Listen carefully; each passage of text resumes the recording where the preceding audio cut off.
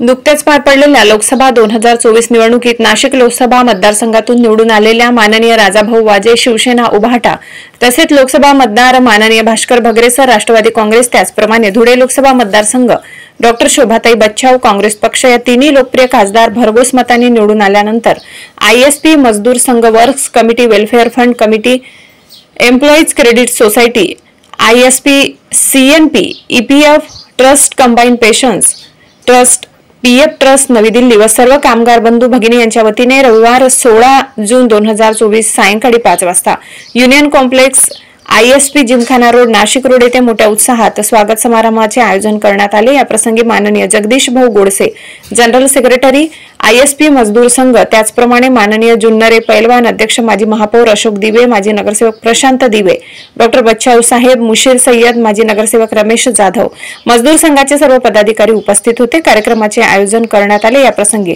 मान्यवरांनी आपली प्रतिक्रिया व्यक्त केली। त्याचबरोबर या ठिकाणी मान्यवरांचा सत्कार मोठ्या उत्साहात संपन्न झाला। या ठिकाणी सत्कारार्थी आपले मनोगत व्यक्त करून जगदीश भाऊ गोडसे यांनी याविषयी प्रतिक्रिया व्यक्त केली आणि भावी आयुष्यात पुढील वाटचालीसाठी सुखकर मोठ्या सुख समाधानाने कार्यक्रमाचे आयोजन करण्यात आले। सर्व कामगाराच्या वतीने मान्यवरांचा सत्कार या ठिकाणी विविध प्रकारच्या भेटवस्तू देऊन करण्यात आला। वृत्त संकलन अधिकार न्यूज संचालक संपादक प्रवीण नेटवणे नाशिक रोड नाशिक। विचारवंताची गरज आहे। कामगारांचे न्याय हक्क मिळवण्यासाठी विचारवंताची गरज आहे, हुशार माणसाची गरज आहे। तुम्ही विचार करा ना, मला शक्य वाटलं नव्हतं मयत कामगारांना खऱ्या अर्थाने न्याय मिळेल की नाही। आणि जगदीश भाऊंनी मला फोन करून सांगितलं, भाऊ मयत कामगारांचं काम झालंय म्हणून। आणि टप्प्याटप्प्याने कामगार या ठिकाणी या प्रेसमध्ये कामाला लागले। हो, या कामगारांना जे मिळत नव्हतं ते मिळवून देण्यासाठी जगदीश भाऊंनी काम केलंय। एक साधा मजदूर संघाचा एक नेता दिल्लीला जाऊन एवढं काम करतोय। खरं म्हणजे त्याच्या कामाचं कौतुक करत असताना या कौतुकाची तुम्हाला पोच पावती द्यावी लागेल। आणि ती पोच पावती तुम्हाला विधानसभेच्या निवडणुकीमध्ये तुमचा काम करून द्यायची आहे। मी जगदीश भाऊचं आदराने का नाव घेतो? जगदीश भाऊचं आदराने का नाव घेतो की जगदीश भाऊ हा एक कामगार आहे आणि मी सुद्धा एक कामगार म्हणूनच नाशिक महापालिकेचा महापौर झालो। मी महापौर झाल्यानंतर माझ्यानंतर लगेच शोभाताई महापौर झाल्या।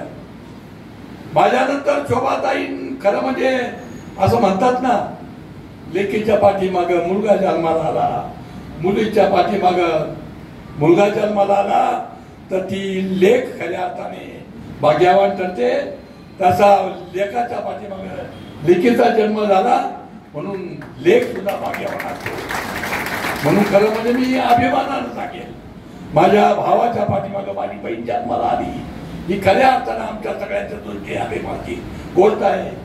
परंतु यानंतर मात्र राजा भाऊंच्या आणि शोभाताईंच्या आणि भास्कररावांच्या त्याचबरोबर जरी इथं असले नसले तरी नंदुरबारचे खासदार आणि नगरचे खासदार आदरणीय लक्के आणि पारवी यांच्या सहकार्यानं निश्चितपणे नाशिकची जागा आपल्या पंजाबमध्ये आल्याशिवाय राहणार नाही अशी मला पूर्ण खात्री आहे।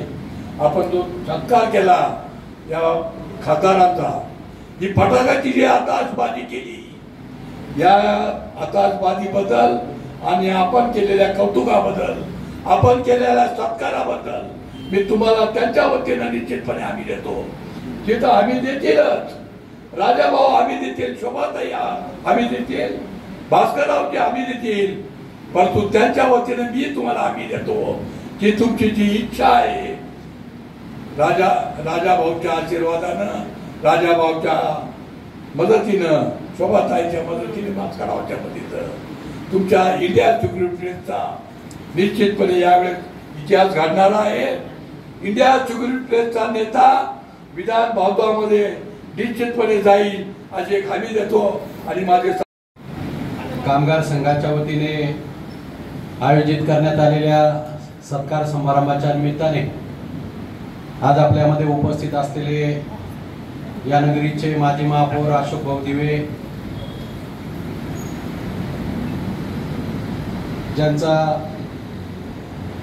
आपण सत्कार केला, अशा आपल्या नाशिक लोकसभा मतदारसंघाचे खासदार आदरणीय राजाभाऊ वाजे, धुळे लोकसभा मतदारसंघाच्या खासदार आपल्या नाशिक महानगरीच्या माजी महापौर माजी मंत्री आदरणीय डॉक्टर शोभाताई बच्छाव, आदरणीय डॉक्टर दिनेशजी बच्छाव, या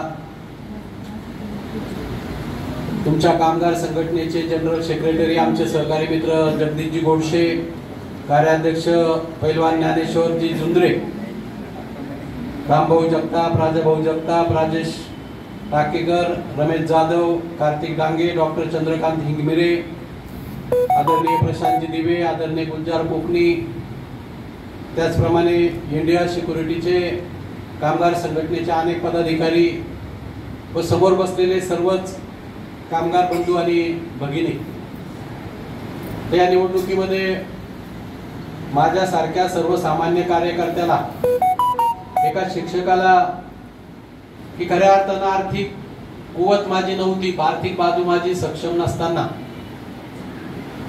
एक शिक्षक, एक कामगार याला उमेदवारी देण्याचं काम या देशाचे नेते आदरणीय शरदचंद्रजी पवार साहेब, आदरणीय सोनिया गांधी, आदरणीय राहुल गांधी, आदरणीय उद्धव ठाकरे साहेब, आदरणीय सीताराम येचुरी साहेब, आदरणीय अरविंद केजरीवाल साहेब असतील, या सर्वच एनडीए आघाडीच्या नेत्यांनी माझ्यासारख्या सर्वसामान्य कार्यकर्त्याला, एका कामगाराला उमेदवारी दिली आणि हा जो विजय मिळाला आहे हा सगळ्या कामगारांचा विजय असं मी समजतो. कारण आपण निवडणुका बघितल्या की कशा पद्धतीने या देशातलं राजकारण 10 वर्षापासून चाललंय, की निवडणुकीमध्ये अनेक प्रकारची षडयंत्र माझ्या बाबतीमध्ये झाली, राजाभाऊ आहे, ताई आहे, यांच्या बाबतीत झाली. परंतु 10 वर्षापासून या देशामध्ये बीजेपी सरकार काम करत असताना म्हणजे असा एकही घटक नाही की त्याला त्रास देण्याचं काम या सरकारने केलं नाही.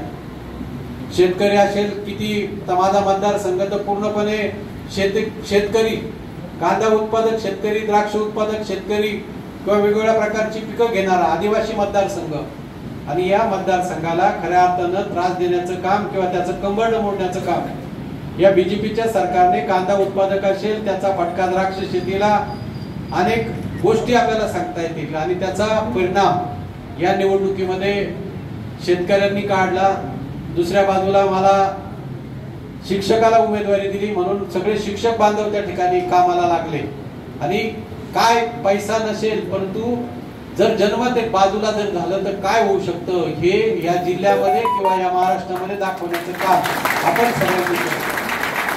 आणि म्हणून मी आपल्याला सगळ्यांना धन्यवाद देतो. शिक्षकांना आम्ही तिकडे प्रचार करताना राजाभाऊ सांगत होतो, मग ताईंचा मतदारसंघ असेल, नाशिकचा मतदारसंघ असेल, तिथं तुमचे नातेवाईक असा. मुद्दाम 2 जणांची नावं घेतली नाही, कारण मी आता ते नाव घेणार. निंडोरीचे नवनिर्वाचित खासदार माननीय भास्कररावजी बगरे सर आणि या जिल्ह्याच्या नेत्या ज्यांना आता धुळे जिल्ह्याचं नेतृत्व करायचं, त्या माजी मंत्री, माजी महापौर सौ शोभाताई बच्छाव आणि माझा, आमच्या तिघांचा संयुक्त सत्कार मजदूर संघाच्या वतीने होत आहे. आणि मला वाटतं ह्या सत्कार बरेच झाले आतापर्यंत 8 दिवसात, परंतु सार्वजनिक सत्कार हा पहिलाच होतोय आणि तो सर्वांनाच होता. विशेष आनंद आहे. तसं पाहायला गेलं तर माझा प्रवास 70 दिवसांचा. मला उमेदवारी जाहीर झाल्यापासून निवडून आल्याचे जाहीर व्हायचे हे 8 दिवस 70 होते. आणि हा 70 दिवसाचा प्रवास खूप अनुभव संपन्न होता. नवीन नवीन अनुभव मला आले. राजकारणातही खूप दिवस मी काम केलेलं नाही. 2012 साली राजकारण करण्यासाठी सुरुवात झाली. 14 साली आमदार झालो. 19 साली पराभव झाला आणि 24 साली खासदार झालो. मला वाटतं एका तपाच्या काळात काय काय होऊ शकतं हे आता माझ्या अनुभवात मी सांगू शकतो. परंतु आपला अनुभव त्या संस्थेत आपण काम करताय. ही संस्था 100 वर्षाची संस्था आहे आणि मला विशेष आनंद आहे की ही संस्था इंडियन सिक्युरिटी प्रेस असेल, CNP असेल, 100 वर्ष पूर्ण करत असताना काळामध्ये विधान भवनात त्या ठिकाणी दिसावं. पण माझी त्याच्या पलीकडे जाऊन इच्छा आहे की आता केंद्रात मध्ये महाराष्ट्राने आपली ताकद दाखवलेली. कुठल्या पक्षाला कुठला मतदारसंघ जाईल, कोणाला उमेदवारी मिळेल, पण आपल्या तिघांच्या नेतृत्वामध्ये महाराष्ट्राच्या विधान भवनात सगळ्यात जास्त आमदार त्या ठिकाणी जावे हीच मी आपल्या तिघांना विनंती करतो. कारण राज्य आणि केंद्र जर आपल्या सगळ्यांच्या पाठीशी राहिलं तर निश्चितच जो महाराष्ट्राचा कणा आहे आणि महाराष्ट्राचा स्वाभिमान आहे की महाराष्ट्र कोणापुढे झुकत नाही, तर जर महाराष्ट्रामध्ये सरकार जर आलं तर त्याचं बळ आपल्याला सुद्धा त्या ठिकाणी मिळेल. आपण तिघांनी या ठिकाणी येऊन या कार्यक्रमाचं आमचं निमंत्रण स्वीकारलं. भगरे सरांना तर आम्ही फोनवरच निमंत्रण दिलं, त्यांच्यापर्यंत पोहोचू शकलो नाही. पाहुणा पण आम्ही फोनवरच निमंत्रण दिलं, ताईंना पण, आणि आपण तिघांनी नम्रपणे ते स्वीकारलं आणि इतका वेळ या ठिकाणी दिला. आम्ही आमच्या कामगारांच्या वतीनं पुनश्च एकदा टाळ्यांच्या गजरामध्ये आपल्या खूप या ठिकाणी आभार व्यक्त करतो. या ठिकाणी आमच्याकडे पद्धत आहे. आता तुम्हाला अजून 15-20 मिनिटं द्यावं लागतील. आपण तिघांनी या ठिकाणी स्टेजवर थांबावं